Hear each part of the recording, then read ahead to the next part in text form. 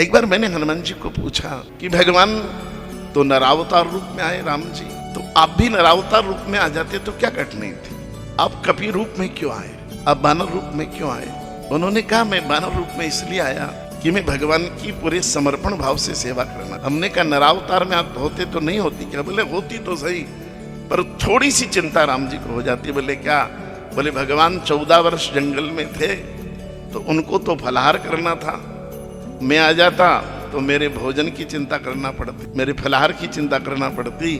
तो हमने सोचा ऐसे रूप में चलो कि जहाँ पेड़ पर चढ़ जाएं, कुछ पके पके फल राम जी के लिए गिरा दें और बाद में बच्चे तो अपन खा लें, ताकि भगवान को भोजन की भी चिंता। मनुष्य रूप में आते तो भगवान तो वलकल धारण करके 14 वर्ष निकले थे, मेरे कपड़ों की चिंता हो जाती है भगवान को। कम से कम दीपावली पे तो सोचते कि सेवक को कुछ न कुछ कपड़े देना चाहिए दीपावली, तो भगवान को मेरे कपड़े की चिंता हो जाती।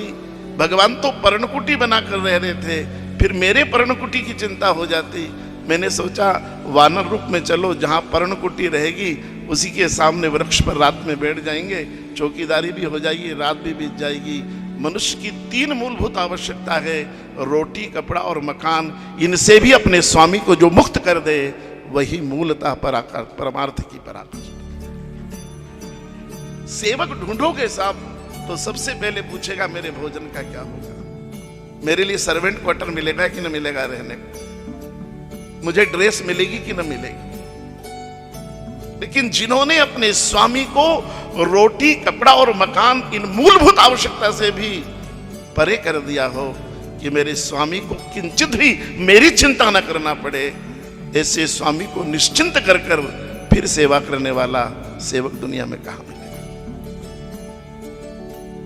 जिसने मूलभूत आवश्यकता को भी वो रूप रखा कि जिसको जीवन की मूलभूत आवश्यकता की भी आवश्यकता। ये है सेवक का सबसे बड़ा हो जाना।